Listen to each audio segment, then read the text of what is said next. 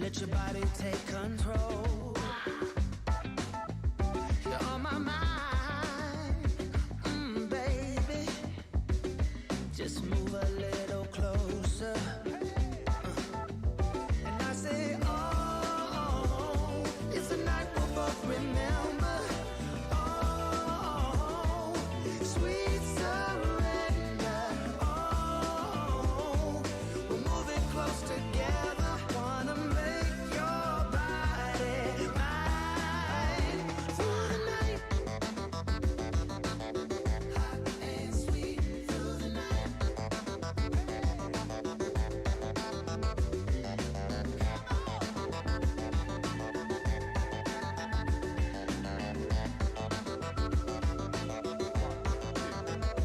Let's get out fast and slow. I wanna get to know you. I know a place where we can go. It's just around the corner. And I say, oh, it's a night we'll both remember. Oh, sweet surrender. Oh, we're moving close together.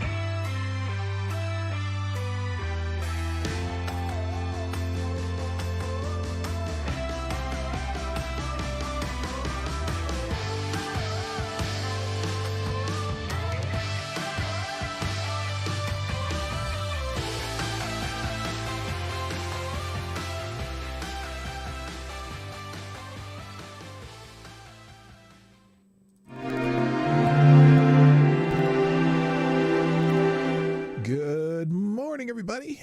Happy Wednesday. It's hump day on the Morning Night Live. And today I got a bunch of group topics, a little bit about George Floyd Day. And I got a little bit about a little bit about COVID, the stupid 19. Got a little bit. Why is this up here? Doggone it. I did this already.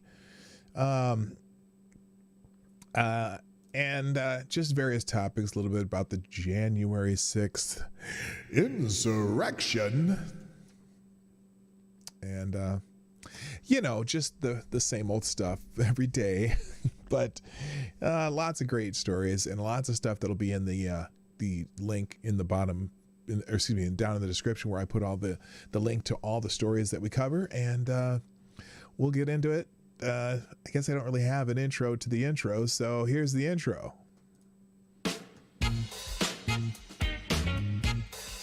Ladies and gentlemen, coming to you live from the Lucky Dog studio in a hidden location somewhere in the upper Midwest of the United States of America, it's a brother making his own way, but with all the wrong opinions. Welcome to the Morning Night Live with your host, yours truly, PDawg Knight. All right, that's time to stop the music. Good morning, everybody. Welcome to the Morning Night Live. I'm your host, Marty, also known as Dawg Knight on the internet, and welcome back to the Dawg Knight Channel. It is Wednesday, the 26th of May, 2021, the 598th episode of the Morning Night Live. Number 600 is coming up on Friday. I'm excited about that. I'm excited about another Trail Stop stream that we'll probably do this Saturday.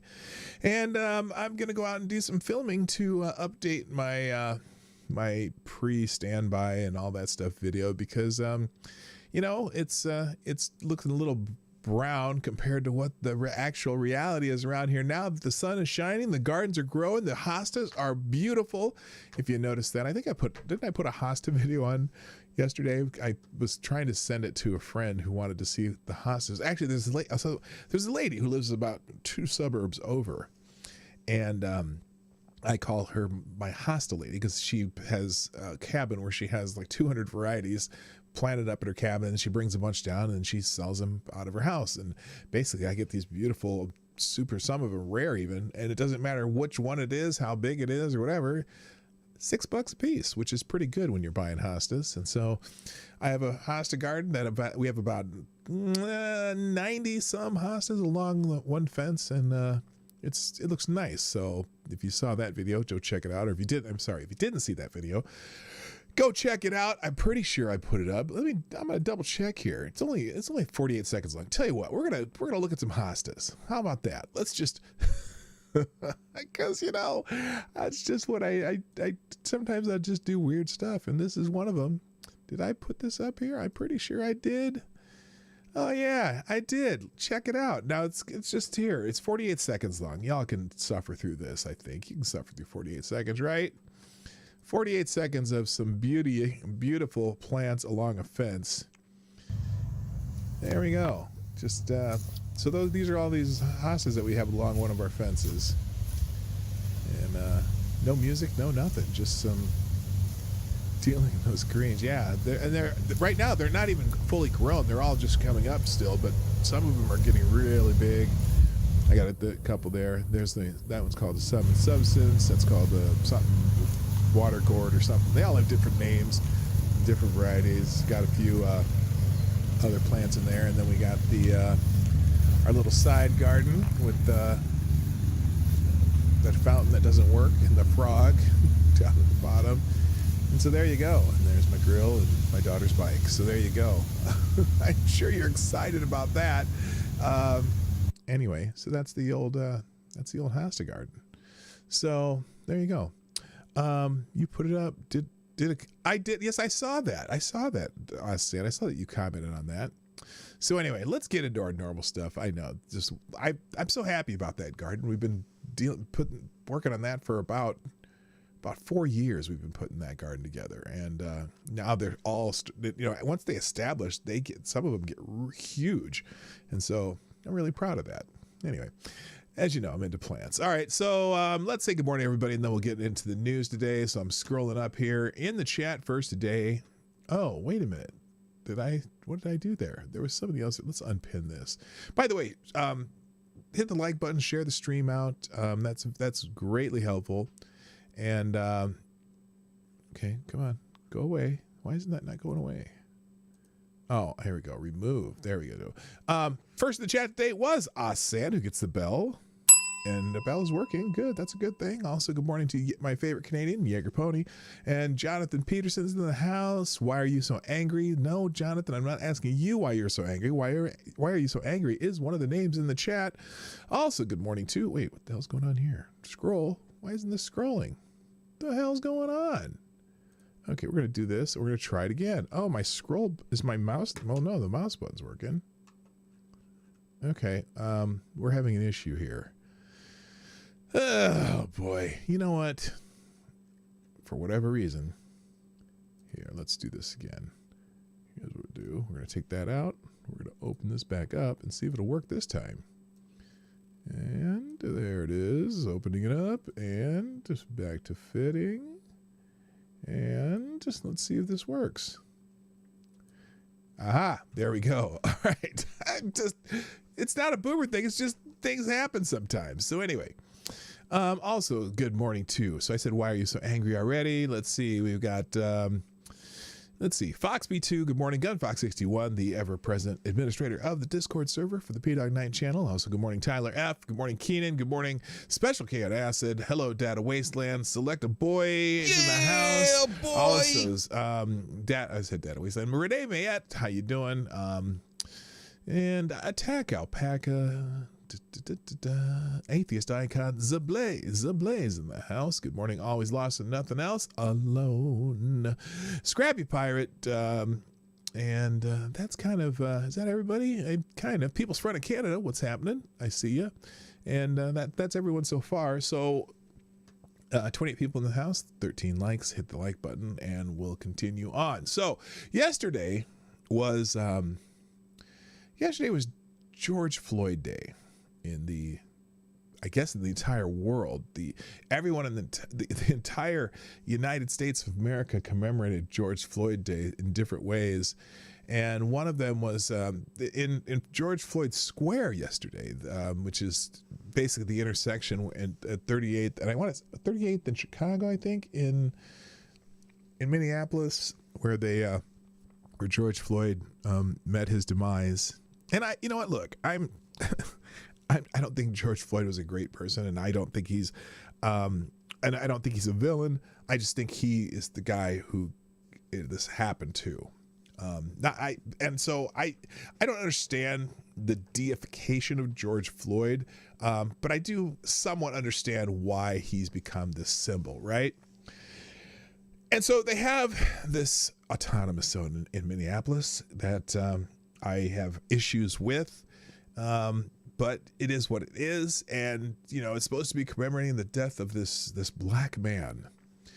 And unfortunately, more than a couple black men have been killed in this autonomous zone over the last 12 months in the year that's been since George Floyd met his demise, and that's very concerning. And yesterday, on the day that George Floyd was being commemorated in Minneapolis,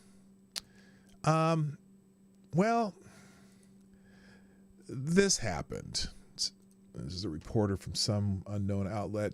This happened. This bill of comprehensive police reform to be... just got to be careful here with some gunshots. Excuse okay. me. Yes, I don't know if that's celebratory gunfire sounds like gunshots. or... I don't know what this is. These seem to be gunshots. And I don't know who these people running toward it are. They're not police, because there's not police in this place.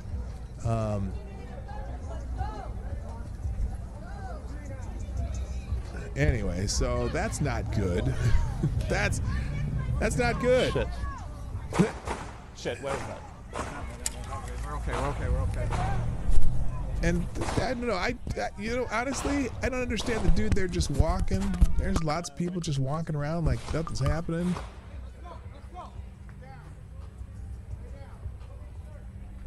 And this guy just walking away. So anyway, That's not a good scene whatsoever. I just it's the irony is thick. However, now to be fair, to be completely fair, there was also certainly a peaceful protest during the day, and I got to tell you, I've been back when this happened last year. Lady Boomer and I went down just out of curiosity and went down to one of the vigils, and the vigils actually end up looking more like this scene, and this is more representative of what's happening. But unfortunately, there are those people who take advantage of the situation and the advantage of the fact that they're not having police something there. So this is just during they had a 9-minute where they knelt and just commemorated the time, basically the time that George Floyd was, being held down, being restrained. Of course, they refer to it as the murder of George Floyd, which I still am, I'm still, the 2 murder charges, I'm still going, how did that happen? The manslaughter charge, I understand, and probably I didn't see any reason why he shouldn't be guilty of the manslaughter charge. But the two murder charges, there's enough reasonable doubt, but you know what? Not in Minneapolis. So there you go. So anyway, this is Philip Crowther. And let's see, so it appears to be shots fired at George Floyd Square. Quiet now, people sheltering in place. We heard a few dozen sounds of what appear to have been shots fired in the block. Everyone's sheltered in place, lots of running, no apparent need for medics. Will update. From our vantage point, we see one broken window, apparently from one of the shots fired. Consensus among reporters here at George Floyd Square was that we heard anywhere between 12 and 24 shots fired. Quick rough footage of the moment we heard shots. Okay, that's the videos we saw. And then here's what Inside Edition says. Okay. Oh, well, they're just doing video. Well, let's see what this says. Let's see as soon as this commercial goes away, I'll play the video of the Inside Edition report. If you aren't getting into gunfights in the street, are you even commemorating George Kirby? Yeah, that was so funny when Nancy Pelosi called him George Kirby. My gosh, George Kirby's been dead for 20 years. He was, and if you know who George Kirby is, he was a pretty funny guy. He was in several movies, a comedian type. All right, here we go. A TV reporter scrambles for cover as shots rang out at George Floyd Square today. This bill of comprehensive police reform. AP reporter Philip Crowther was reporting live in front of the now famous intersection where Floyd was killed. Suddenly, gunfire erupted. We spoke to Crowther from the same location just 5 hours later. All we know and heard were around 30 gunshots coming from about half a block away from here, from 2 different directions, about half a block apart, 2 volleys of gunfire. ABC reporter Alex Prescia was also there. You can hear the concern in his voice as he takes cover behind a car. It sounds like there may be some trouble there in Minneapolis. According to the police, the shots were fired from a... So anyway, yeah, there's a couple different videos of reporters on the scene as this is happening. And it's interesting because at first, both of them, when they heard the shots, kept reporting because it was like unrecognizable what it was happening, at least from their vantage point. But as you watch on video, it's obviously there's gunshots going on. So anyway, and then also the other thing that was happening yesterday, so for the State Department gave some guidance to the U.S. embassies around the world, and it was suggested that our United States embassies around the world fly Black Lives Matter banners on this day. And so some of the embassies did did comply with the suggestion. So, for example, here, the U.S. Embassy in Athens, Greece, flying the Black Lives Matters flag, also flew in Spain and Cambodia embassies. And then, okay, this guy says, this is, who is this? This Ace. It said, maybe we should also put George Floyd on Mount Rushmore. Yeah, we're going to pass on that. But anyway, let's see. So apparently, though, only 3 of the embassies chose to fly that banner. So that's interesting. Apparently, it wasn't a strong edict from the State Department, but there you go. Also, let's see. So I just have a couple of articles I won't go through, but another video of the same video of the shots fired near George Floyd Square. Apparently, KARE 11 did too. That's our local NBC affiliate. Well, let's see what they say here. Oh, video unavailable. Watch on YouTube. Let's try it on YouTube. Oh, this is just raw footage from a different angle. And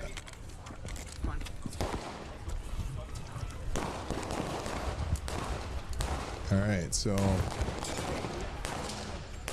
oh boy, not good. And now there's people running towards it. That's what I don't get. Who are the people running toward it?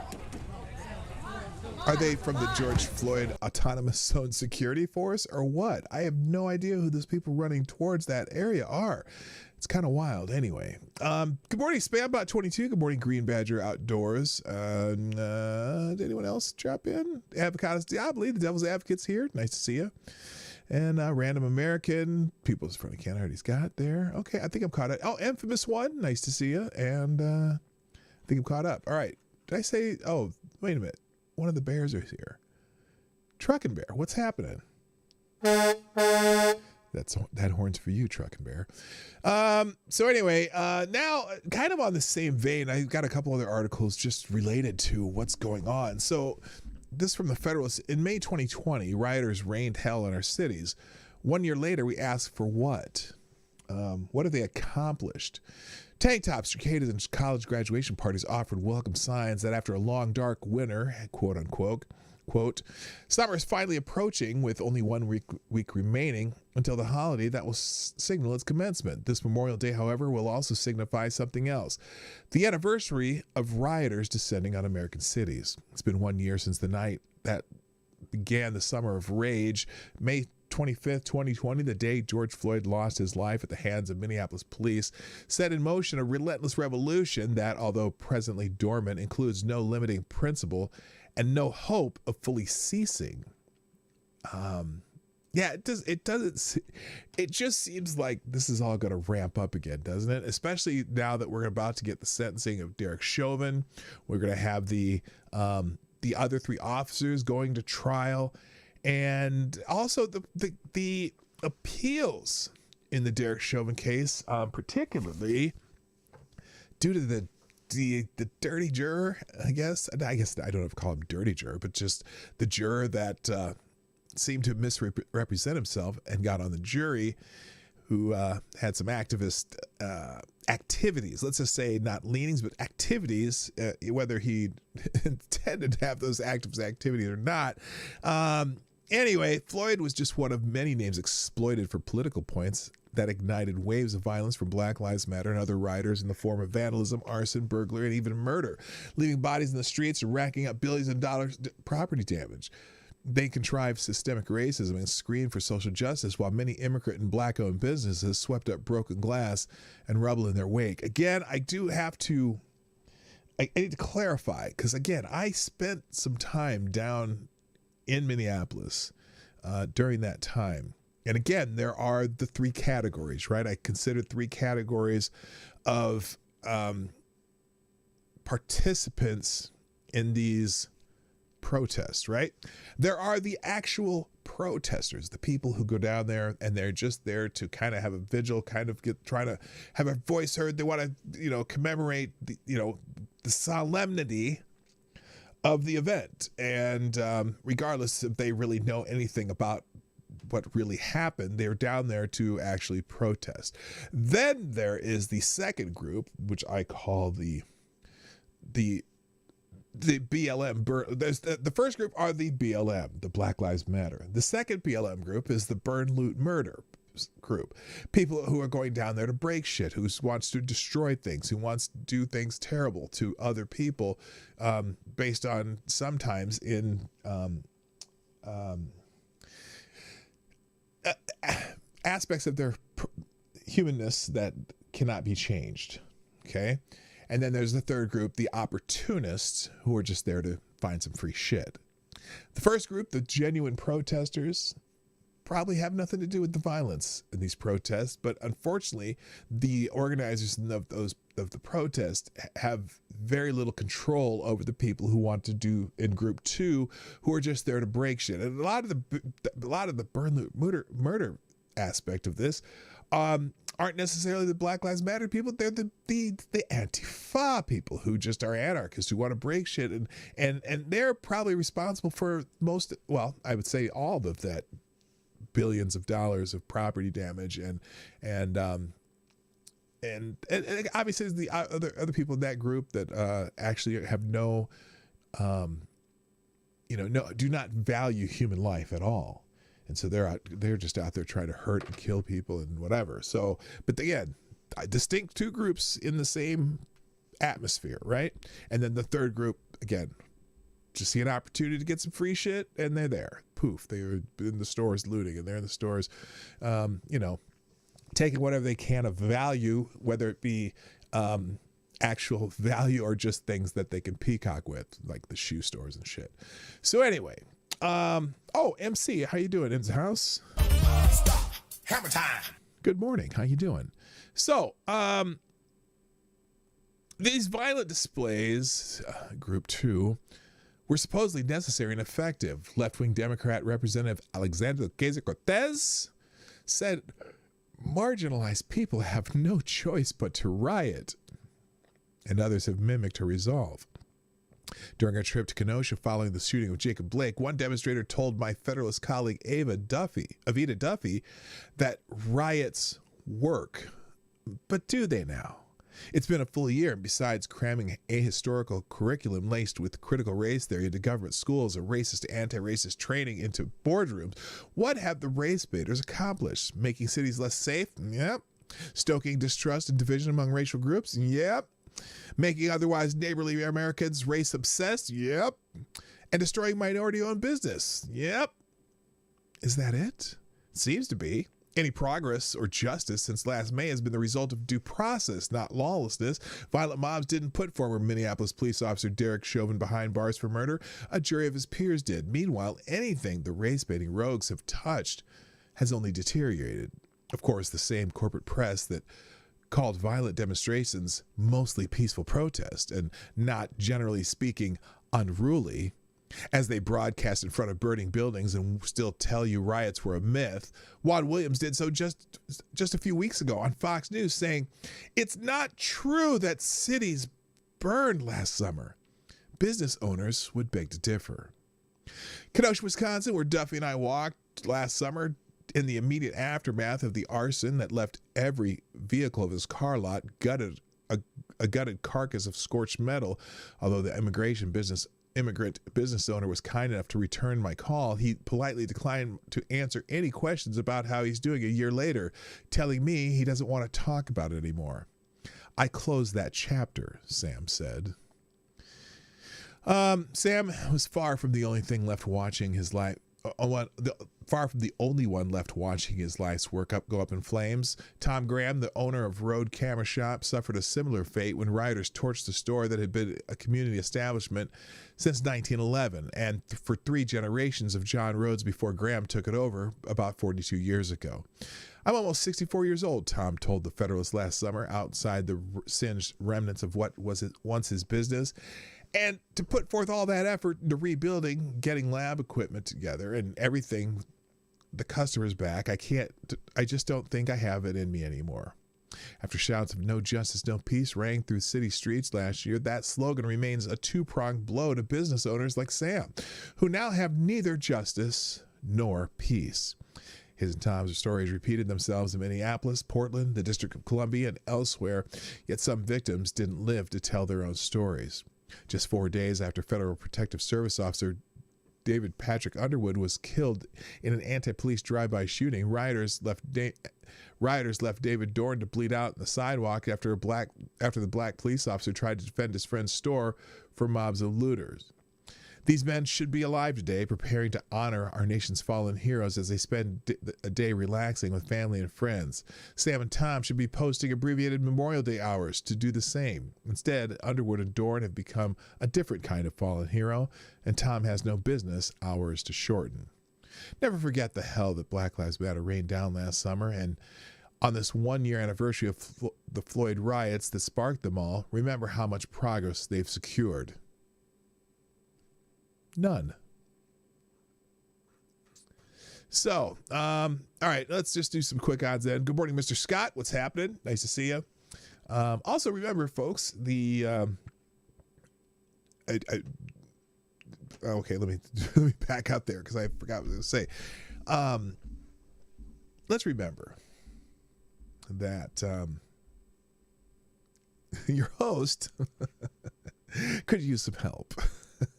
Please share the stream. Please hit the like button. Throw a couple bucks in the tip jar. Be a sponsor of the show. You can do that through SuperChats and the Streamlabs links, which are in the description down below. I don't know where I was going there, so I just I went to default. All right. Also, just other things about this George Floyd Square.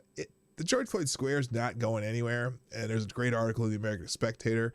1 year after his death, the memorial is only growing. It's really weird if you try to go down to that area of Minneapolis, because it is it's literally just blocked off to anti-police officers there, and it is creeping wider and wider. It's only been a year since George Floyd died under the knee of Derek Chauvin outside Cup Foods, but his memorial has an air of permanence. That's not just because the city has been unable to regain control over the intersection of 38th and Chicago Avenue. That battle was lost long ago. It's not possible at this point to shut down George Floyd Square. It's growing. I come back every few months, and there's always some new shrine, another monument to another person killed by another police officer. There are at least 100 names written on the street throughout the 4-block autonomous zone. It's no wonder that is the national rallying point for police reform. Now, a fascinating point about that too. There is the names. They says there's about 100 names. They're all names that they're all names that happened in the Man Bite Dog events, not names of people who died in the square that were shot by other people in the square, not any names of people who were killed in various incidents around the country that had nothing to do with police, which are exponentially more common and happen every day. The crime rate has gone up so much. The murder rates in every major city in America has gone up this year because of the sudden, not even sudden, the skepticism about police officers and the push to defund. And it's just, and things like this George Floyd Square, do they have to keep it open? Interesting. Yeah, Green Badger Outdoor, you make a good point. They can shut it down if they want to. They don't want to. This is Minneapolis. Minneapolis is one of the most, one of those left-wing politics cities. You probably wouldn't have known it had this had not happened here. But Minneapolis is about as, the city itself is about as left-wing as Seattle and as Portland. If you look at the makeup of our city council, and I say our city council, even though I don't live in Minneapolis proper. I live in a third-ring suburb and a quiet area most of the time. Although we did have one protest here last summer where the police station was having they had some kind of, appreciate the police day, and protesters came out and spray painted and did stuff like that. And they made some arrests, but no huge event. But it was one of those things where they were disrupting anything where they were honoring police officers, and that's what they did. So, but this, the fact that this is continuing to grow and grow and grow, and journalists keep coming there, and it's just a weird scene. So anyway, and this article continues on. I'm not going to read I'll read one more paragraph, but and it's not surprising that the square is a lawless place. The neighborhood that was Blood's turf before the Floyd incident, and afterward the influx of activists and journalists and racial justice tourists made the question of who controls it a complicated one. The Bloods attempt to enforce their rules, this Bloods gang, but so do the activists and local militias. It doesn't always work. There have been 4 murders in and around George Floyd Square since last summer. I bet none of their names are on the ground. I bet they didn't write those names. Is anybody saying their names? In fact, I feel bad because I forgot the name of the first young man that was shot there. Kid was a mentor and just, it wasn't this even an activist. He's just one of those kids that happened to be in the wrong place at the wrong time and got shot in George Floyd Square, where we're concerned about the murder of black men, but only if they're murdered by the right demographic and or profession. And police don't enter the square. They don't dare, or at least not in any official capacity. George Floyd Square is lawless in another sense. There's no single philosophy or ideology sustaining its existence. Sure, everyone wants justice, but justice is not social. It's individual. It's case by case. But the meaning of that word is famously slippery. Oh, and everyone wants to do something about the police. But what exactly? That's a contentious question in itself, and there is still no clear answer in Minneapolis. I'm gonna again. This article is going to be in the links tomorrow or down below after the show. It's a very good article. I suggest read it. It's from the American Spectator called "George Floyd Square Isn't Going Anywhere," and it is a very good article. All right, I'm going to keep going though because I got a whole bunch of tabs to get through, and I'm going to just kind of do quick hits for the rest of the show because I want to be able to get through all these. And again, every single article that I will touch on today will be in the single 1-tab link in the description down below. You can find that after the show. I will notify you when that is ready during the outro, and I'll put it on in the description and on Discord. So, and other notes. So this is interesting. So President Biden has named Kristen Clark. Well, congratulations to Kristen Clark and making history. Kristen Clark has spent a career fighting for equal justice and protecting American civil and voting rights. As the Assistant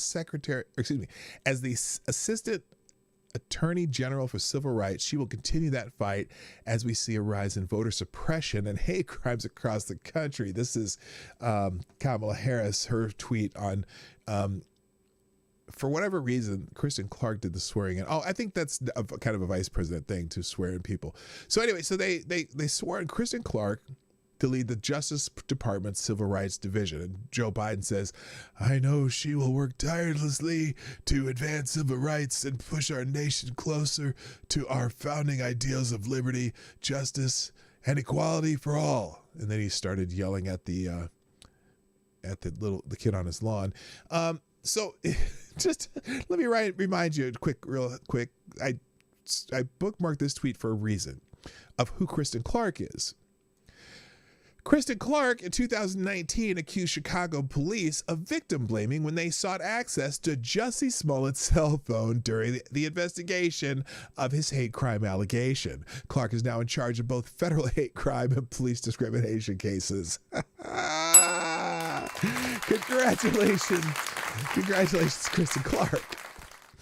The GOP barely brought up that in the confirmation process for some reason, though her assessment of hate crimes and police misconduct cases are fundamental in her new job. So anyway, congratulations, Kristen Clark. You are completely and utterly worthless. Anyway, All right, first sponsor of the day is Gunfox 61. You are the new Streamlabs Superstar sponsor of the day. Thank you, Gunfox 61, for the deuce, saying, quote, I can clean out the area within 20 minutes. I'll show those peasants their place with armor and force. A few M6A3s, or M60A3s, excuse me, main battle tanks, and an M2A3 Bradleys will clean that place out very quickly and restore order. Well, you know, Gunfox, I gotta tell you, that might be a little excessive, but the police line with batons and bear spray would work too. But no, yeah, you know, that might be very effective. I don't want to go Tiananmen and square on them though. You know, that just the optics might not be what we want. Whoosh. Thank you, Gunfox61, for sponsoring the show. And again, I appreciate you very much. All right, let's do quick hits down the line. First, I'll say hi to Rydeos. Nice to see you. At some point, someone's going to say, fuck it, and the National Guard is going to come in and take it over. Maybe a while, but eventually. You know, it might be a while, but and also the thing here, the people in that neighborhood, the people in the businesses it's not helping that this has become a memorial that's a city block wide, and especially the people who own, well, the people at Cup Foods, I think people go in there and buy shit, but you know, if someone comes in and comes steals shit at Cup Foods, I don't know that anyone's going to do anything about it because the police can't come in there anyway, and everyone knows that. Just the fact that 4 people have been killed in that area is really scary. Anyway, all right. Democrat Joe Manchin opposes nuking the filibuster over GOP January 6th commission opposition. Joe Manchin, Democrat, West Virginia, said Tuesday he will keep the filibuster in place even if Republicans use it to thwart the partisan January 6th commission. You know, the insurrection. Good morning, Patrice Rivley, our official K-pop aficionado of the PDawgKnight Channel. So Joe Manchin says he won't be nuking the filibuster. You know what? Yeah, okay, because he's consistent on that point. And, you know, just because Democrats want something, that doesn't mean they're going to get it. I do have a different take on the January 6th commission, though. For a while, I was like, yeah, I'm against it. It's stupid. But I actually now, I think I might be changing my mind on it. I think that it would be great if the Republicans on that commission were able to show exactly what happened there. Because some of it is, you know, as we're finding out more and more, some of it is they seem to let it happen. Not just the Capitol Police, but the fact that they didn't bring in, they said they knew that this was coming, yet they didn't ramp up for it. Nancy Pelosi did not want National Guard troops around the Capitol at the time. There were other entities that said, no, we don't want this. And Donald Trump actually did want people around there. The other part is, they keep blaming Trump for, well, they keep using the word the big lie, because that's kind of, let's just say the Godwin rule should be applying right here when they keep talking about the big lie, because they're talking about that being reminiscent of the guy with the funny mustache from the 40s who wreaked havoc around the world.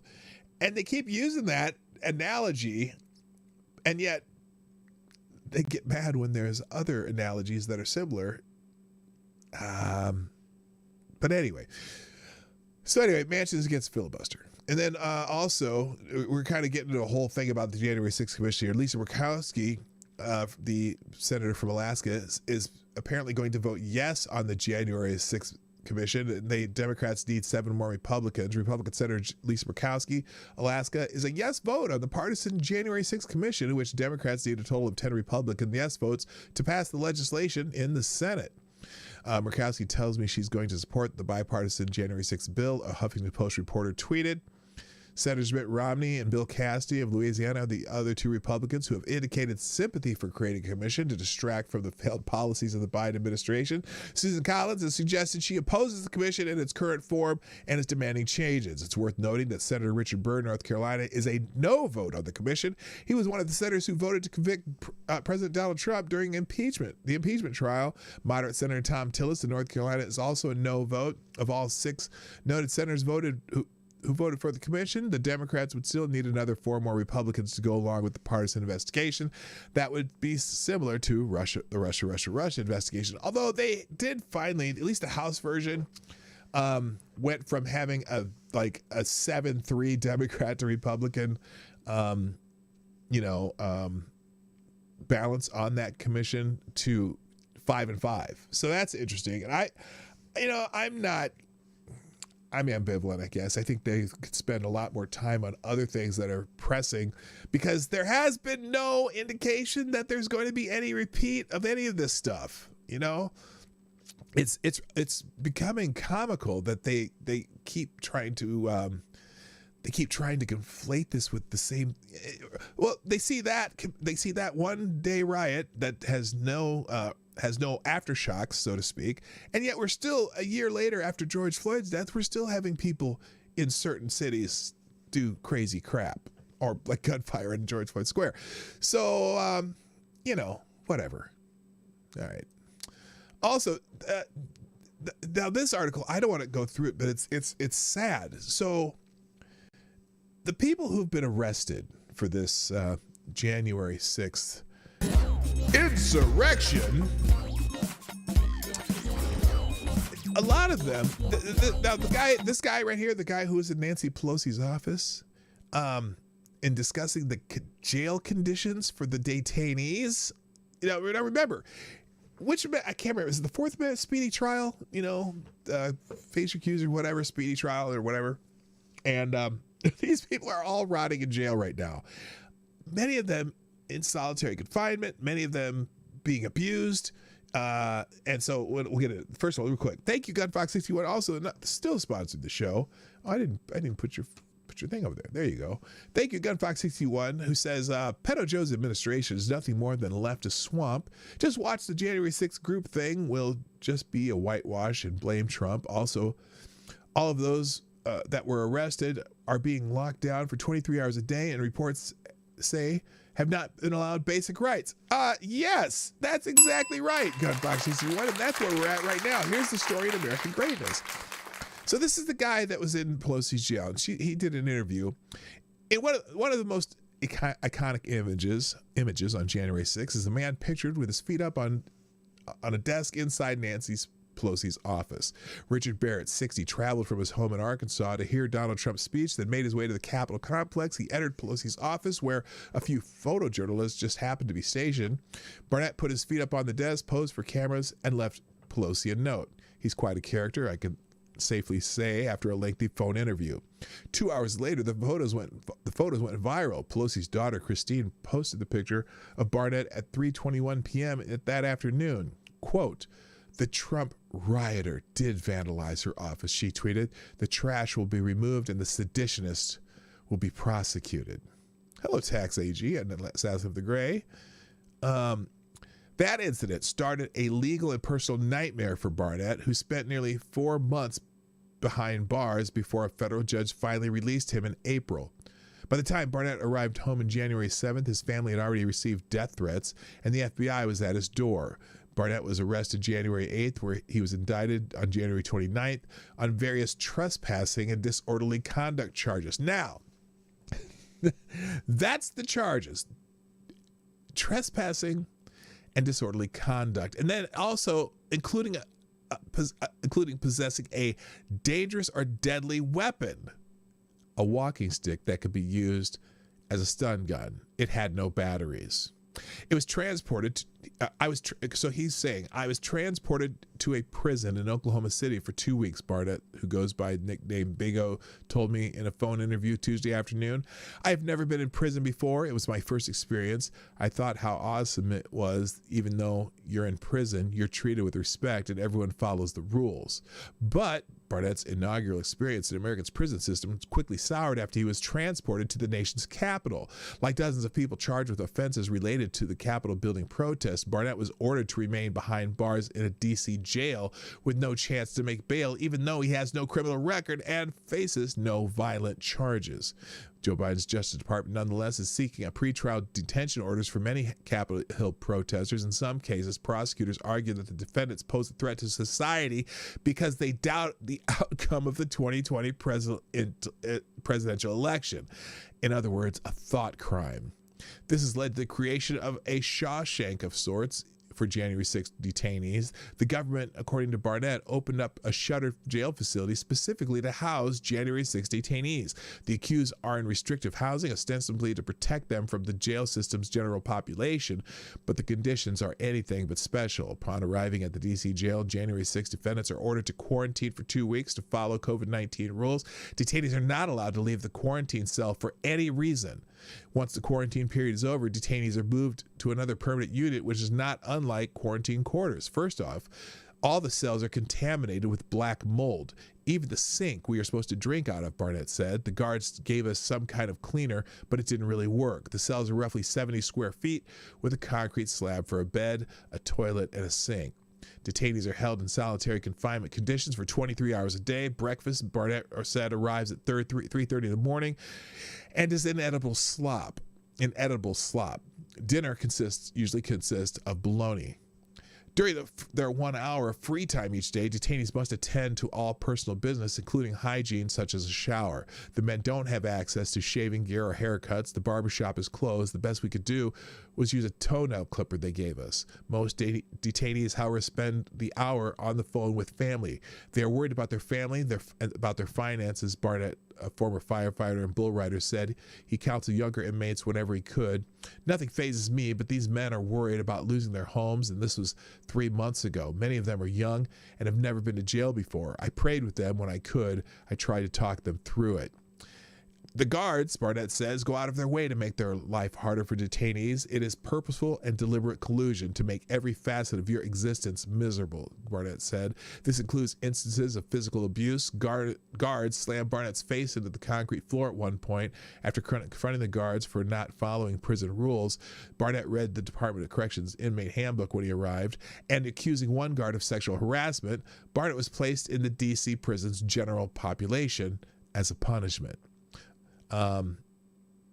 Another detainee, Barnett recounted, was attacked in a cell in the middle of the night, handcuffed and beaten senseless. Barnett said he suffered extensive injuries. They damn near killed him. Another young man with evident emotional issues was heavily maced by guards one night when he had some type of breakdown. I shouted at them to leave him alone. Well, I suppose I can just finish this one. Religious services are not allowed, so Barnett and a few others organized a Sunday morning service. The guards, Barnett said, were nasty and insulting about their attempts to practice their religion. We couldn't even talk about God. There is no doubt in Barnett's mind that the January 6th detainees were treated differently because of their political views. There's a little more, but that kind of gives you the idea. Just an awful existence for these people, and it's funny because they haven't been convicted of anything yet. And yet, there they sit. Mostly people who have no criminal records whatsoever. It's very, very bad. All right. Now we're going to get into some culture stuff, and we're going to have to speed it up here because I may not get through everything today. Let's see.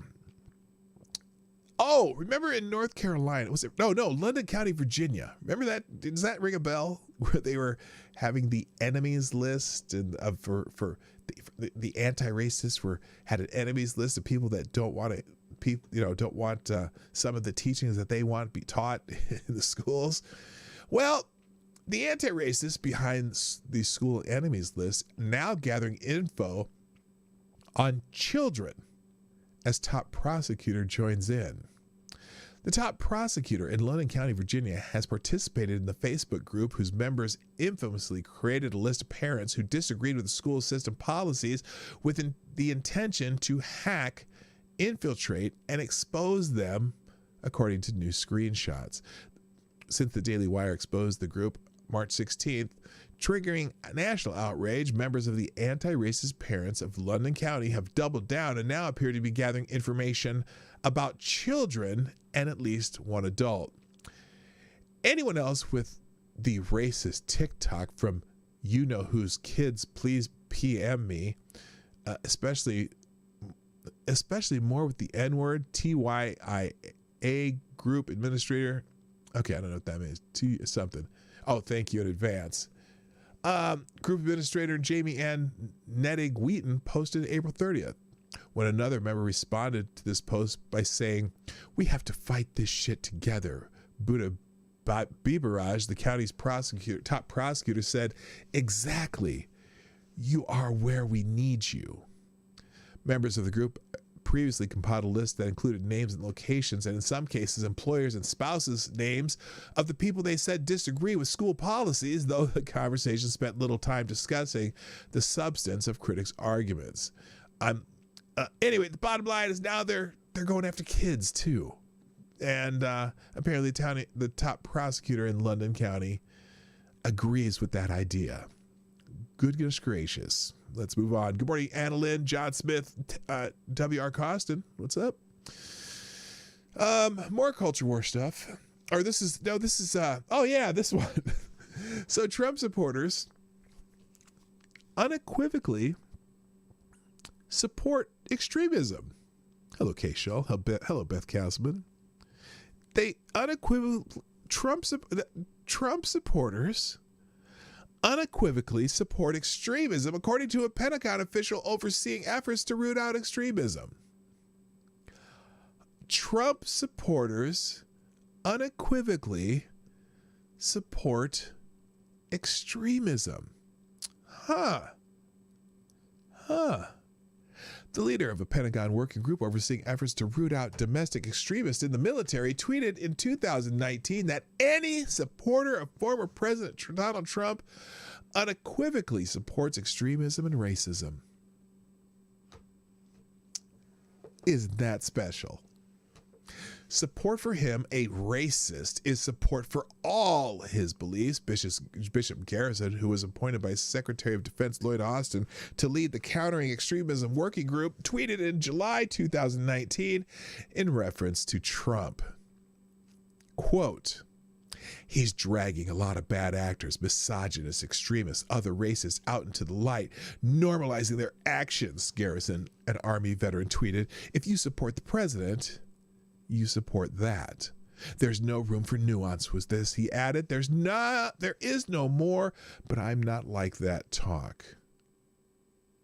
So he has an opinion on Trump supporters that, oh, good Lord. And he's being brought in by Austin, not Steve Austin, the $6 million man, if you know who that is. So there are people who are pushing back. Pentagon Press Secretary John Kirby said reports that Garrison's working group is operating a social media monitoring program were false during a May 18th press conference.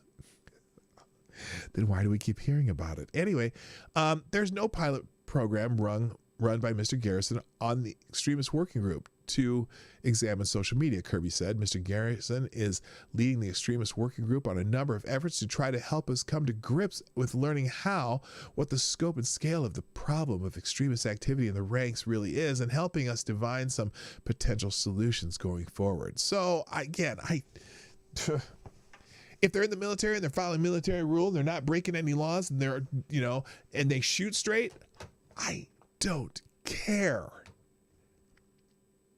Good morning, Jesse Leon and in the house. Oh, what the hell's going on here? Okay, no, we're not doing this. This is some crap Xfinity gave me. All right, let's get into the COVID section of the broadcast today, because Because in my cup of reparations coffee, we are definitely doing what that says. Resist fascism. So Rand Paul has said that Fauci committed perjury in his latest testimony over gain of function comments related to the Wuhan lab. Senator Rand Paul claimed Dr. Anthony Fauci committed perjury over his gain of function comments. Okay, it's the same sentence. I hate it when they do that. Paul was asked on Real America's Voice, the water cooler show, do you believe Fauci perjured himself? Absolutely, he lied to the American people. There was gain of function research going on with Dr. Shi Zhengli at the Wuhan Institute, I think he meant Paul explained.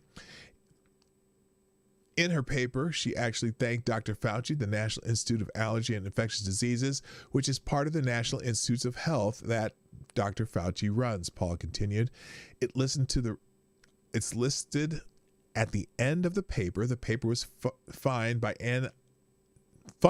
NIA research, and it's lists a 10-digit number that identifies the research money she got from the United States.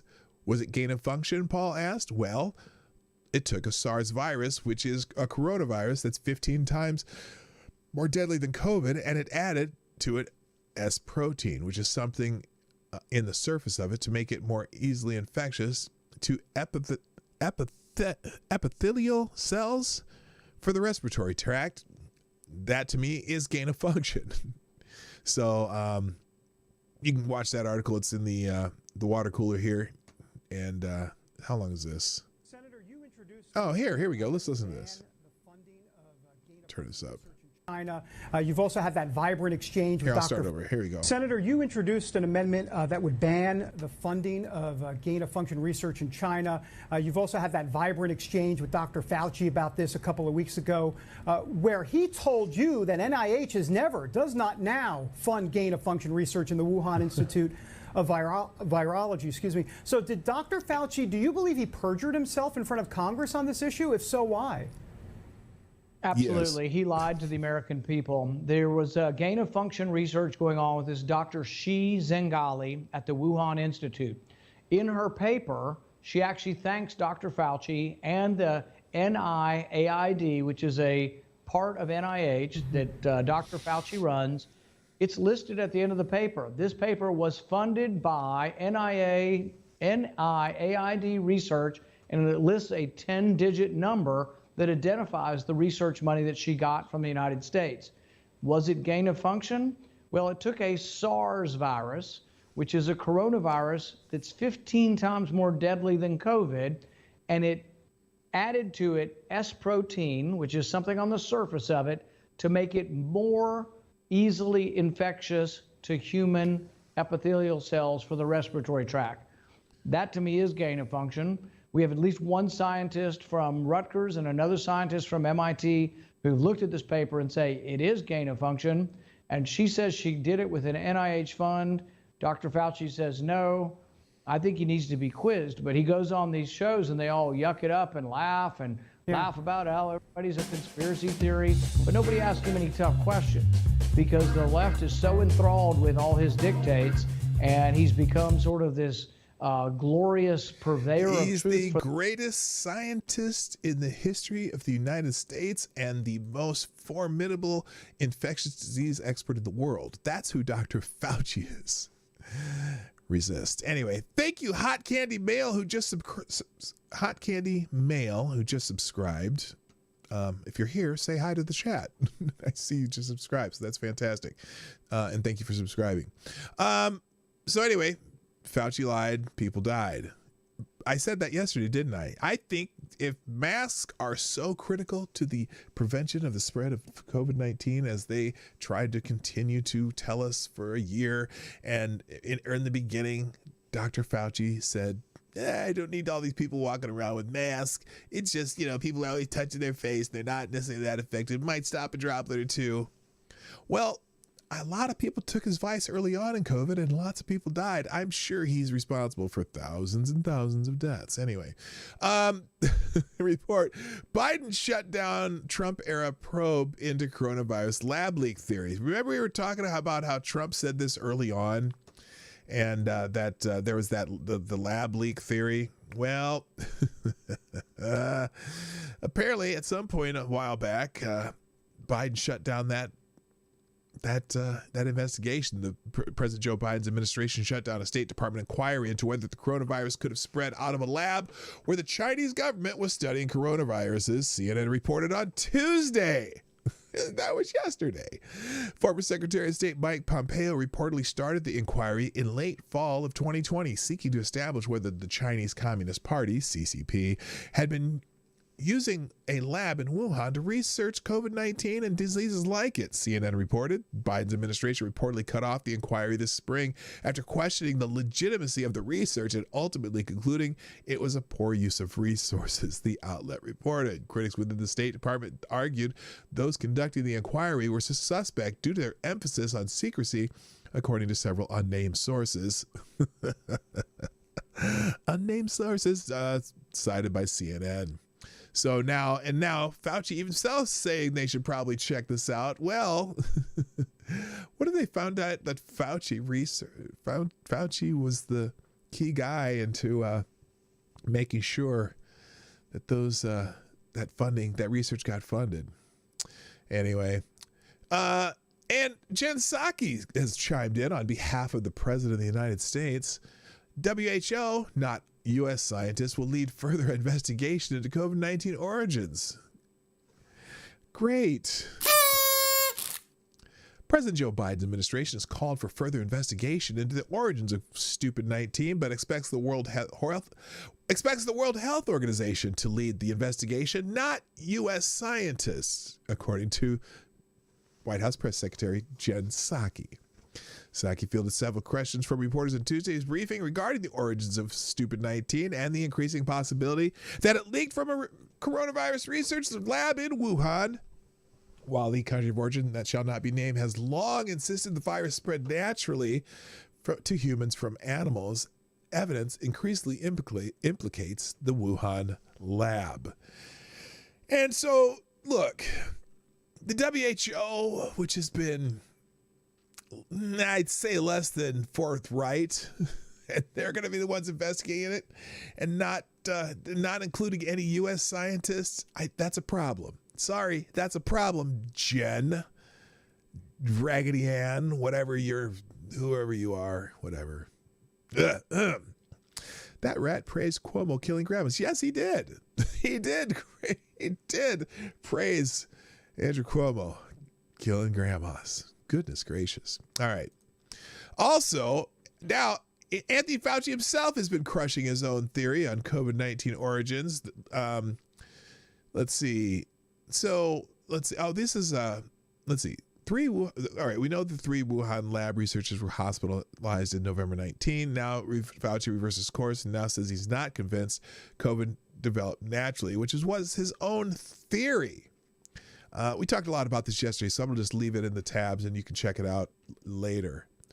Let's see, what was the next one here? Oh, and then also, now this is the other one too, because so Fauci was saying they did not fund gain-of-function research in Wuhan. That was his quote when he was talking to Senator Rand Paul. Well, now we know that the National Institute of Health Director Francis Collins confirms that the National Institute of Health sent funds to Eco Health Alliance, which sent $600 to the Wuhan Institute of Virology. Perfect. You're a lying dog-faced pony soldier. National Institute of Health Director Francis Collins confirmed Tuesday that the National Institutes of Health approved $3.7 million in taxpayer funds to the nonprofit group Eco Health Alliance, which in turn sent $600,000 to the Wuhan Institute of Virology, which is suspected to be the source of coronavirus. One of the things we have to do is provide some oversight of the monies that we have appropriated to NIH. And for instance, this morning's front page story in the Wall Street Journal is the Wuhan lab leak debate. Representative Andy Harris of Maryland said at the House Appropriations Subcommittee hearing on the National Institute of Health's 2022 budget request. So, okay, so this goes on and on. Again, this is one you can read yourself, but yep, they did fund something at that Wuhan lab. Now, what does that Wuhan lab do? Oh, they do gain of function research. Oh, so we did fund gain of function research inadvertently through EcoHealth Alliance. Amazing is what's his name? Jesse Lee Peterson would say. Amazing. In more COVID news, stupid 19. Some Michigan residents use transgender logic to go maskless. If you're a male and you identify as a female, the woke amongst us will rush to affirm your identity and punish those who don't validate your delusion and call them bigots. Well, some Michigan residents, tired of stupid 19 restrictions, are using that same logic to be able to ditch their face mask by saying they identify as fully They identify as fully vaccinated, despite not being so. Residents of Luce County, Michigan, a county of 6,600 people, where only 3 people have died from stupid 19, are giving local health officials headaches over their clever tactic. A lot of people are using the phrase, I identify as a fully vaccinated, and taking their mask off, I identify as fully vaccinated and taking their mask off. Carriot public information officer at the Luce, Mackinac, Alger, and Schoolcraft LMAS Health Department told Michigan Radio. I'm not kidding. They're not vaccinating, but they're going to take their mask off. They're going to take their mask off? Oh no, what will we ever do? So anyway, that's funny. That's just funny to me. There's way too much article for that story, but it's funny. By the way, in the New York Post today, Biden's overtly anti-white COVID rescue plan won't survive the court.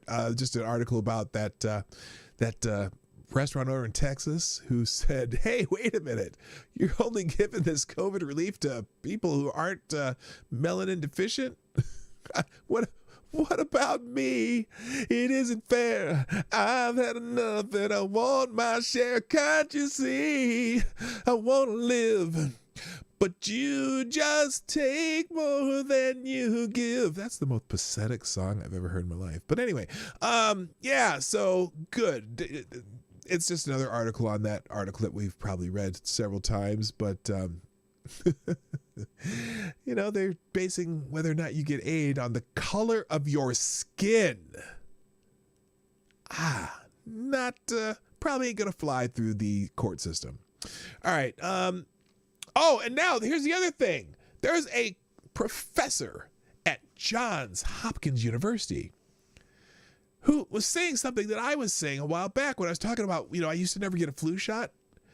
And I never had the flu in my entire life. In my 7 years I've been alive on this earth, I've never had the flu. And I've never had a flu shot during flu season, except for the last 3 years of my father-in-law's life, okay? Because we didn't want to take a chance. And so if I would get the flu and he was fragile health, I didn't want him to get sick. But prior to that, I had never had a flu shot in my entire life, and I've never gotten the flu. And I always thought maybe it's because I just have sort of a natural immunity to the flu, right?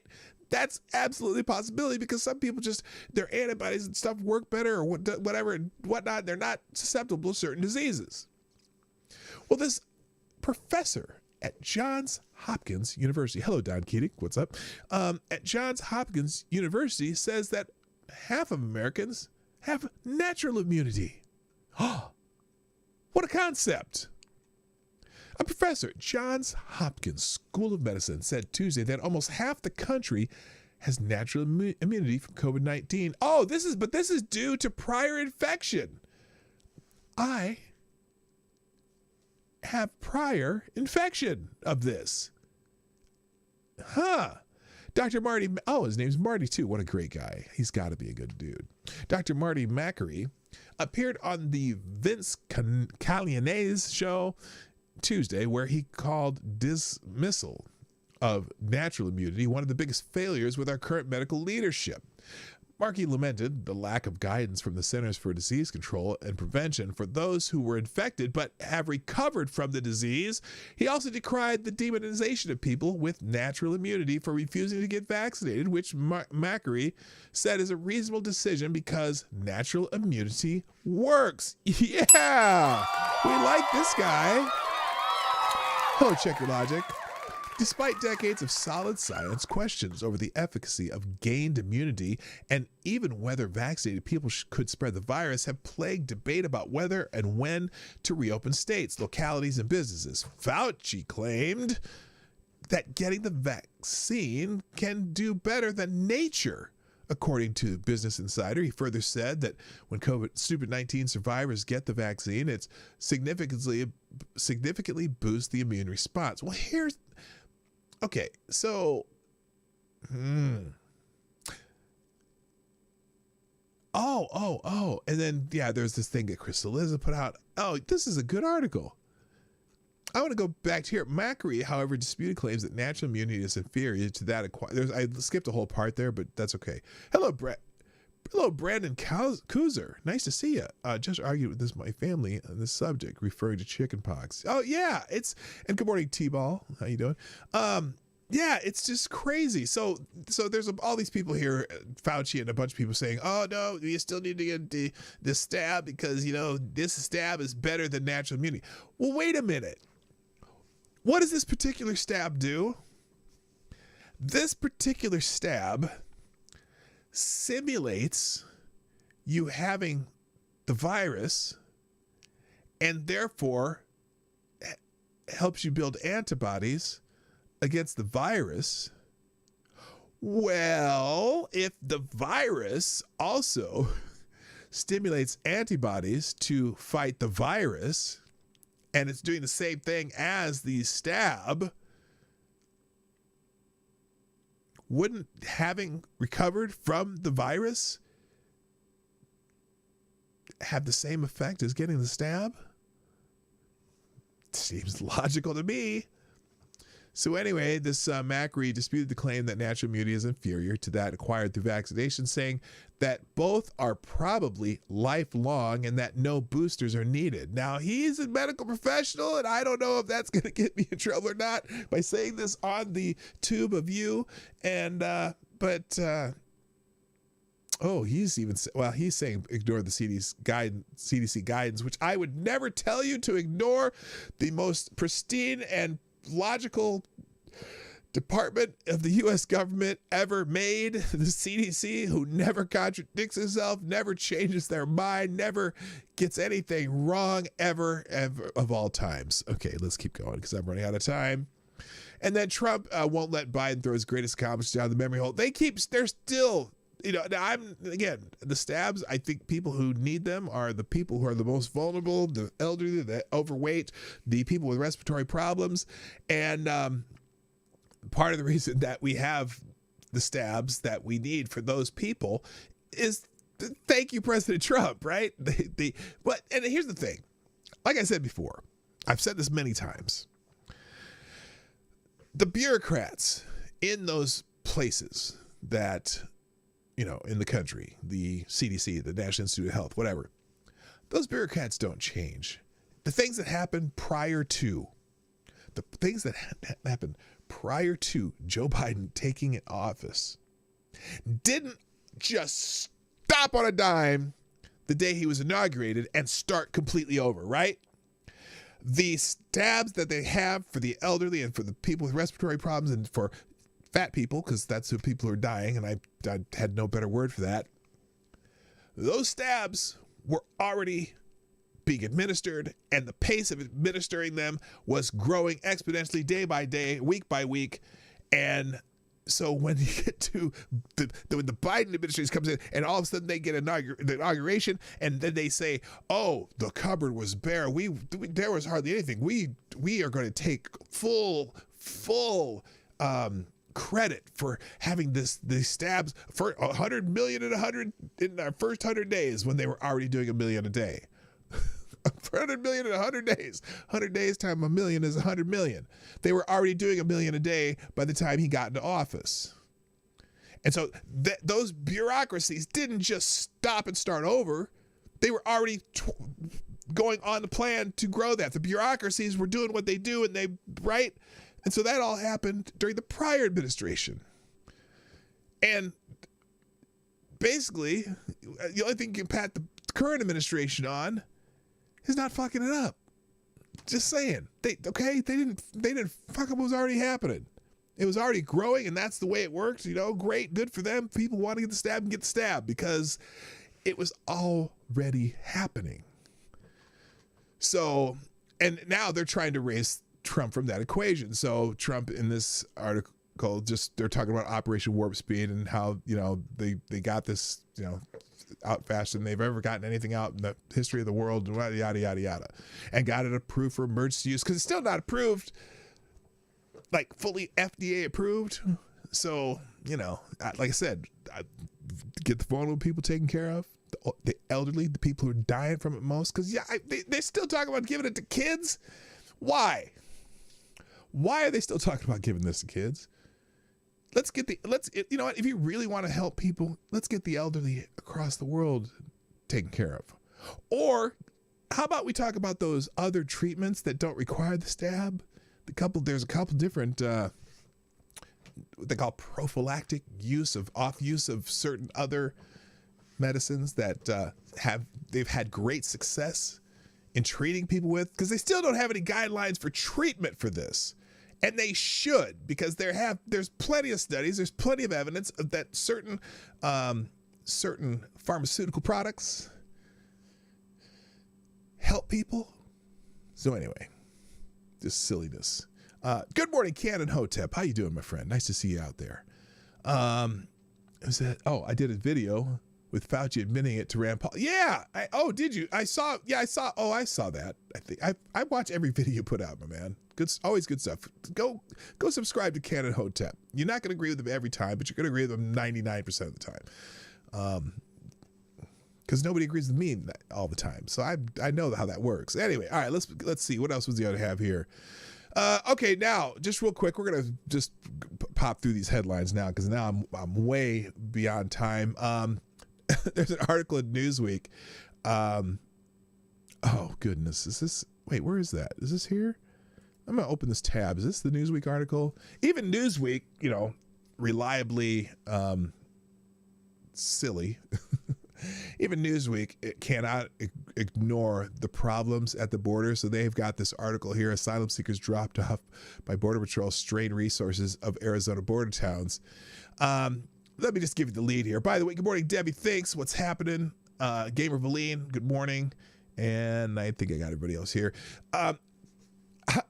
Their lead here: out of the Sonoran Desert, about 25 miles from the U.S.-Mexico border, the Arizona city of Yuma and its neighboring suburbs in Somerton continue to host a steady stream of asylum seekers. Let's that language, using the term asylum seekers, really? Newsweek, what are they seeking asylum from?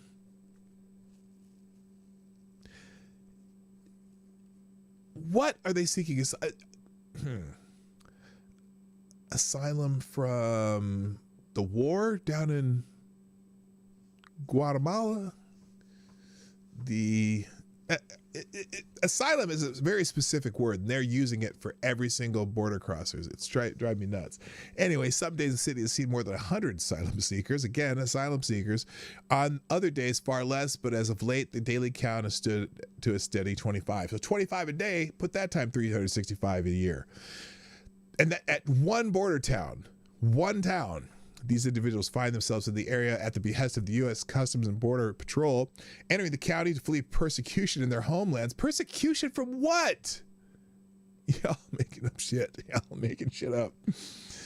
Entering the country to flee persecution in their homelands, the people entering Yuma County start their journey by submitting themselves to CBP custody as they undergo screenings prior to receiving admittance. Oh, are they getting COVID tests too? Just curious. However, as America grapples with an immigration system that experienced a new peak, over 178,000 land encounters at its southwest border during the month of April, Arizona's migrating processing teams find themselves stretched for resources. The language they use is embarrassing. 178,000 land encounters, and grapples with an immigration system. These people are working outside of the immigration system.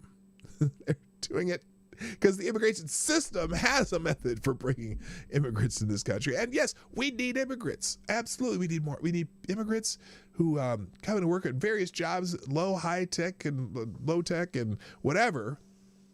But we actually do have an immigration system. This is not part of the system, okay? This is the people coming over the border illegally are not doing it as part of the system. They're doing as part of what's the word? External part of the system, not in the system. Under normal circumstances, asylums, they're all and every single one of them, they're told to say they're seeking asylum. There's people on the other side of the border down there, there's Americans down there telling me, okay, this is what you need to say. You got to see this, and I need asylum because I have this much persecution, and there's this that's going on, and I'm being chased by the gangs, and this and that and this and that. It's all a lie. Anyway, the point is, Newsweek, liberal Newsweek, apparently can no longer ignore the crisis on the southern border that was exponentially exacerbated by executive orders and policies of the Biden administration. That's the bottom line between these two articles. Read them. Let's go on here because I got a lot to do. This one I like the thought behind this, but I'm concerned about this. Florida's new tech censorship law, a big win for freedom of speech. Governor DeSantis leads the way for states to protect their citizens' rights online. Now, here's the thing. This is not the federal government doing this, so I have a little more faith in it, but I worry about this kind of government reach for anything. So they're demanding how the big tech companies do their job. And I understand it's within the bounds of what the American First Amendment is. And I understand that. And these are private companies. And there's all those arguments and whatnot. Good morning, Hypnagogic Monk and Humble Clay. Anyway, here's the story, and you can kind of decide for yourself. Florida Governor Ron DeSantis signing the Senate Bill 7072 on May 24th is one of the most significant public policy successes in the nation this year. Perhaps number one, in fact. The new law requires big tech companies to tell people exactly why their opinions have been censored, apply their standards consistently to all users, regardless of their political and social opinions, and give due notice of changes to content moderation policies. In short, big tech bureaucrats must treat all opinions alike if they are to enjoy immunity to lawsuits in Florida. So I like the principle here. I struggle with I'm just curious about how they're doing this. Section 230 of the Federal Communications Decency Act of 1996 gives internet communication platforms immunity from lawsuits over content moderation and removing obscene, lewd, and lascivious, filthy, excessively violent, harassing user communications. It was meant to ensure anything that's fun, by the way. It's meant to ensure good faith actions to remove obscene materials would not be punished by a hailstorm of lawsuits. The law does not give big tech oligarchs the right to censor news and other facts, assertions, and opinions that make leftists feel squirrely. Okay, I'm all about that opinion.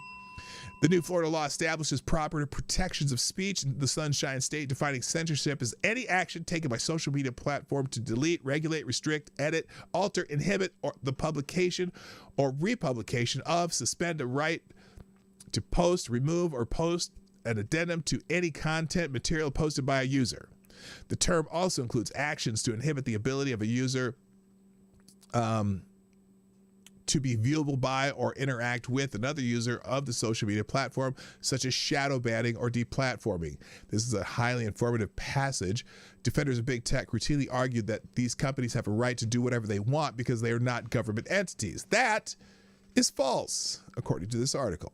Big tech companies are engaging in censorship, plain and simple. The fact that they are in the private sector does not change the definition of the word. What it does mean is that Congress cannot impede their freedom to publish. The Constitution reserves that power and others to states or the people under the 10th Amendment. Florida is exercising that authority. So, and that's where I go, okay, it's the states doing it, it's not the federal government doing it. States can regulate things differently. I don't know. Very interesting way to use the state powers to maybe force these companies to be more fair-minded. I gotta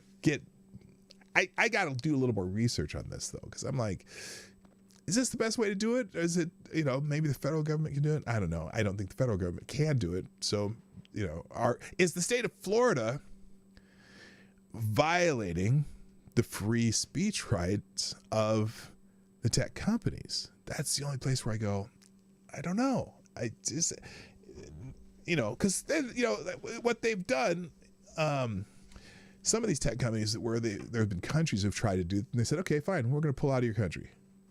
I don't know how that would work. But anyway, but obviously the tech companies are going to sue to block the law. Even though Florida is just one of 50 states, it's the third most populous in the nation and growing fast. Plus, it has one of the country's best economies. A flood of lawsuits from a state more than 21 million people would go a long way towards ensuring big tech corporations think twice before deplatforming people and censoring the news to reflect Silicon Valley's political ideology. So, interesting way to look at that. So, all right, I'm just going to give you the headlines because I'm running out of time. Workers petition Supreme Court to strike down mandatory union dues. That is something that was going on in some states, and now they're going to now it's going to go toward the Supreme Court to stop unions from forcing members and non-members to fund union political lobbying against their will. So the argument here is that unions spend a lot of time and money on funding political campaigns, political positions, and railway workers petitioning the court to stop them from forcing members to pay for those political part of their union dues. So it's an interesting case, and we'll see what the Supreme Court does with that. Minority employees slam House Democrats plan to boost diversity at the State Department. Minority employees and union leaders say a House Democratic plan to boost diversity hiring at the State Department will crush workforce morale and drive staffers out of the agency, according to a correspondence obtained by the Washington Free Beacon. The bill, which the House Foreign Affairs Committee approved for advancement last week, would require the State Department to recruit minority candidates from outside the Foreign Service for mid-level positions, allowing these hires to bypass the typical Foreign Service officer career path, which starts at the entry level. The legislation was sponsored by Representative Karen Bass of California, who has many bad ideas, and has 71 co-sponsors, because Democrats have many bad ideas, 70 of whom are Democrats. 71 co-sponsors, 70 of whom are Democrats. So some Republican made this a bipartisan bill by having one Republican on it. Supporters say the bill is necessary to promote more diversity. Minority employee advocacy groups and the department union argued that it would be detrimental to the effectiveness of the department. Yes, because you're going to take, most people start in the lowest level of foreign service work, and they're going to just say, okay, well, you know what, we need some minorities in the middle management, so we're going to just automatically put people in there that may not have any middle management foreign service experience. So that article's there from Legal Insurrection. Let's see. I can't remember this one. I read this. So Senator Toomey, Republican from Pennsylvania, had, let's see, what did he do? Let's see.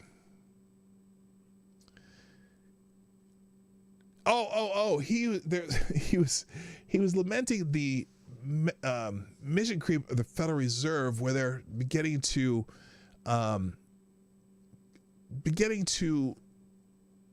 base certain things on things that have nothing to do with the economy and banking.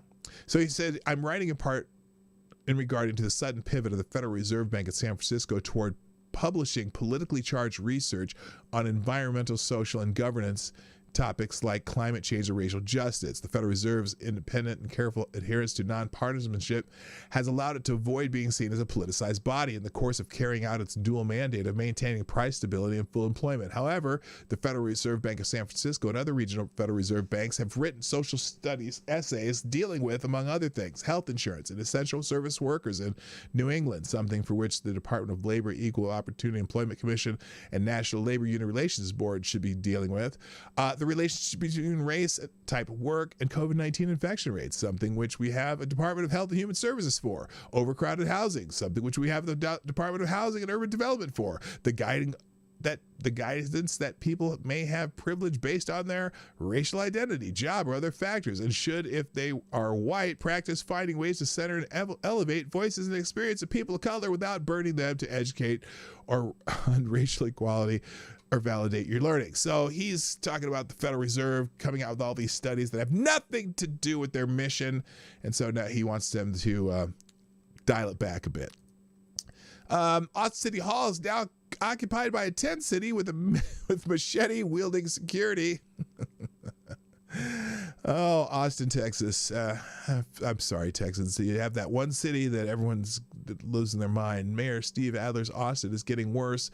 He led the explosion of homeless camping citywide and of defunding the police. Police are leaving in droves. Crime is spiking hard. And homeless camping has spread serious blight all over the city. Now the blight is concentrating downtown thanks to another of Adler's addle-brained decisions. If you walk and drive around the City Hall of Austin, Texas, you'll now see a new tent city. It sprung up after voters in the city overwhelmingly agreed to reinstate the ban on camping on public land May 1st.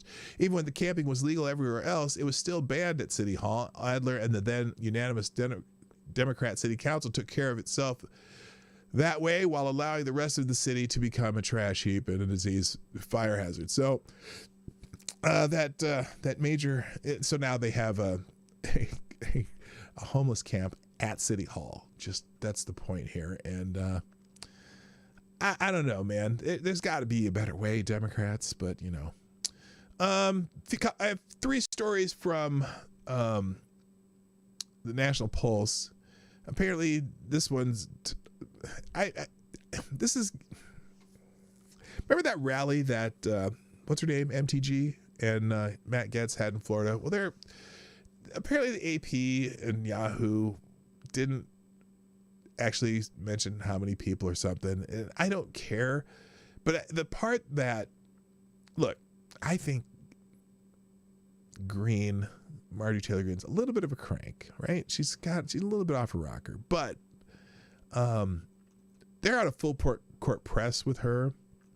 And the Yahoo and the Associated Press, well, you know how they slant articles, and so they wanted to downplay the number of people they had there. And basically label them as crazy people. So this article will be in the tab also, but I'm not going to go through it because I don't have time. Oh, good God, is this the Joe Scarborough one? No. So now, the former founder of MSNBC or MSDNC, whatever you want to call it, he's calling on a radical plan to turn red states blue by just getting people to move to the red states, getting the woke and the liberally minded to move to blue states and see if they can take over state legislatures and city councils and everything like that. Yeah. Just stay home. I live in one of the bluest of blue states, but at least my local city council is not that way, and so we seem to do okay. But if I decide to move to Texas because I just can't take it here anymore, I don't want it to be because I don't want to go to Texas and then have the same thing going on there when I get there. So just y'all, if you're in a blue state, stay in your damn blue state, live your life, and live your life. Oh, you know what I mean? That's not how it goes. So back in March of 2020, Vox, Vox, that stupid news outlet, well, they had a story about the COVID lab leak origin, and they were debunking it back in March of 2020. And lo and behold, just recently, they have edited that article. It's a year-old article. Left-wing media outlet Vox is secretly revising articles related to the origins of COVID-19, reversing its original stance that the lab leak theory wasn't plausible.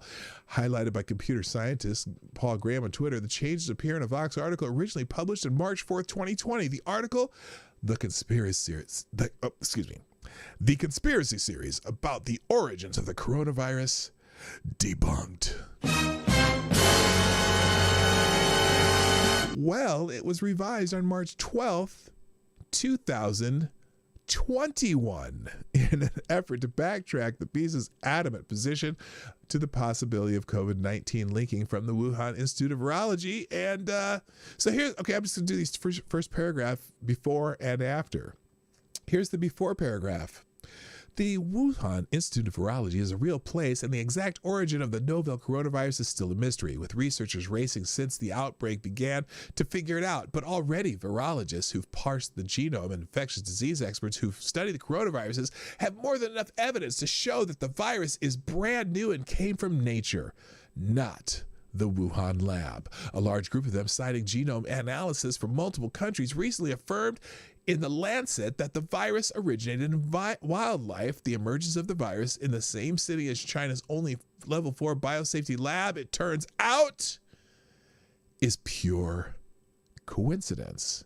Now, here's the revised version. The Wuhan Institute of Virology is a real place, and the exact origin of the novel coronavirus is still a mystery, with researchers racing since the outbreak began to figure it out. But already, virologists who parse the genome and infectious disease experts who study coronaviruses say they have enough evidence that the virus is brand new and came from nature. A large group of them, citing genome analysis from multiple countries, recently affirmed in the Lancet that the virus originated in wildlife. Wait a minute. They didn't change it. The emergence of the virus in the same city as China's only level 4 biosafety lab, it turns out to be pure coincidence. Oh, Graham points out the various changes, including swapping is for appears to be and deleting not the Wuhan lab. So there's, you'll have to read this article. It'll show you the exact changes. There are specific changes here where they changed 9 words here, 41 words here. Anyway, it shows the edit. So check that out. All right, let's finish this up. Let me get rid of Ace here. And all right, so the other articles in the tabs today, CNN loses nearly 70% of its viewers since Trump left office. This is CNN. Also, in the New York Post, America's public enemy number 1 is crime. Yes, crime is going out of control on the anniversary of George Floyd's murder. You can read that one. It's an editorial in the New York Post.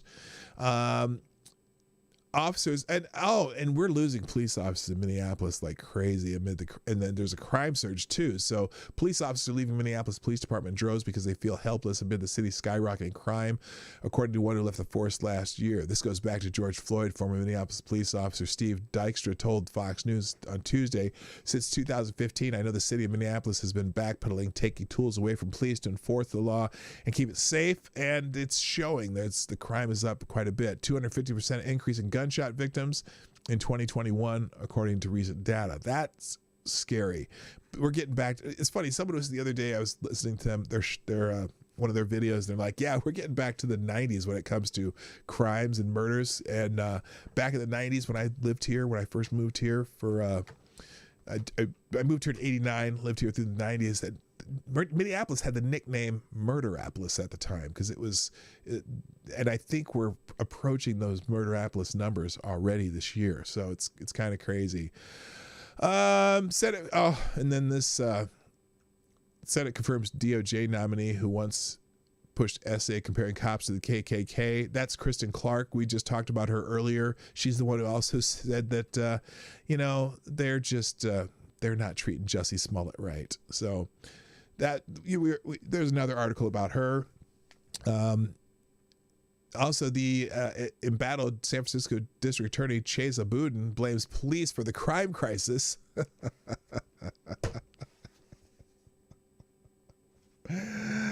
Oh my God! Yes, it's the police's fault that there's a surge in crime, not the fact that you guys are trying to limit their ability to do their jobs.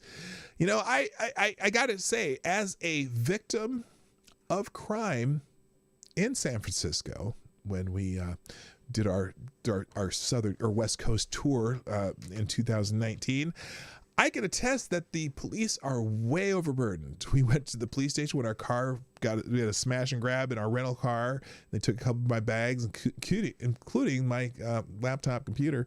And we went to the police station, and that was about 10 in the morning.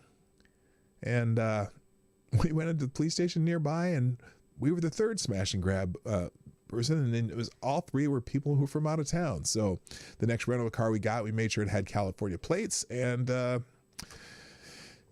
whatever. So yeah, but he's blaming it on the police. It's the police's fault that the crime is rising. Okay, well, you can read that one. In Chicago, sees its worst mostly peaceful weekend since 2015. Beautiful spring weather in the Windy City means two things for Chicagoans: baseball and redrum, whatever that means.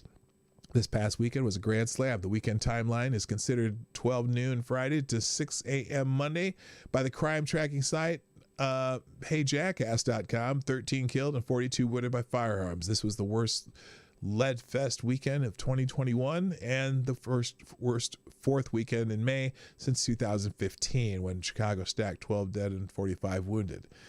I'm not one of those. I don't like to mention Chicago just because it's very, very cliche almost, but facts, right?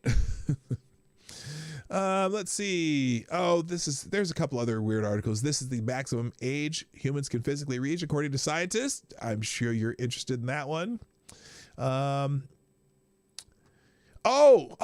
might have to go over this one tomorrow, because there was a 60-minute story on people who regret transitioning and people who detransition. Well, let's just say that some certain people were not happy about this CBS 60 Minutes segment. And let's see, where did they have some of the... Oh God, Elliot Page. Oh God, why did I scroll down? Anyway, you can read about that. Also from Breitbart, Hollywood's panic. Oh, John Cena. Did y'all see John Cena's apology to China? Was that pathetic or what? But he's, the movies, here's the problem. One of the biggest markets for movies in the world is China now, because, they're not going to theaters in the United States because COVID, but China, they're still packing theaters. So, when they're trying to make movies and sell them in China, they have to, the Hollywood unfortunately has to, they have to kowtow to China. And so John Cena made this big apology about saying that Taiwan was a country in Mandarin on some, I don't know, there's a video of it, and it's just completely and utterly pathetic. And I just can't. It's like the NBA ignoring the Uyghurs too, and Nike ignoring the Uyghurs, and everyone kowtowing to China because that's where the money is, I guess. FTG. Let's see. Kellogg Glad. Oh God, did you see this? So now they have a cereal that invites children to create your own pronouns on cereal boxes. I just want to do that. Every time I see something like this, I just want to play the little scene from Kindergarten Cop where the kid talks about, girls and boys. But why are we pushing this stuff on kids? Can you just let them become, let them, if they have inclinations towards something, let them become at least old enough to, I don't know. It's just, I can't do it. Kellogg's Company has teamed up with the advocacy group GLAAD, Gay and Lesbian Alliance Against Defamation, to push limited edition LGBTQ themed cereal called Together with Pride, which hit shelves across the country last week ahead of Pride Month. The limited edition cereal boxes feature several Kellogg's famous cartoon characters, including Tony the Tiger, Toucan Sam, and Snap, Crackle, and Pop. In the bottom left-hand corner, the frosted mini wheat can be seen holding a rainbow flag with a triangle on it. Thank God we're teaching kids about sexuality at age 5, because they have any idea what that has to do with anything. Good Lord. Trans loops. Yeah, how about that? Anyway, and Mark Ruffalo got blasted on Twitter for apologizing for calling Israel what did he say? Something genocide, something they're doing, and he apologized, saying no, that's not really the definition of genocide. And all the Twitter mob said, yes, it is genocide. Yes, it is. That's just another article. And then there's 2 articles on that. And then finally, and this is a sad note. Usually I try to do a happy note, but this is a sad note. Children's Hospital in Colorado declares a mental state of emergency as suicide attempts rise in young people. Suicide attempts are rising, and emergency rooms visits for mental health crises were up 90% last month. Mental health experts are asking for help. What is it, do you think? Do you think maybe this last year of nothing but doom and gloom about COVID and how white people are terrible and Black Lives Matter and everything else, do you think kids are handling this well? Do you think they should be able to handle this well? Well, that's one of the things that's way up. 90%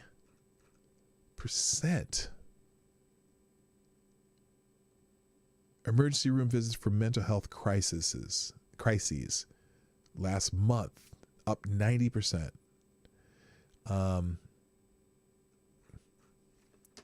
It's a cruel world. And I hate to end on a note like that, but I do got to go. So what I'm going to do is I will put the I'll put the links to all these stories in the tab down below, or in the description down below in that tab, and we're going to call it a day. I hope y'all are have a great day. I'm here back here tomorrow, 10 o'clock Eastern, 9 o'clock Central, and I'll be here Friday, 10 o'clock Eastern, 9 o'clock Central, for my 600th episode of the Morning Night Live. I'm looking forward to that.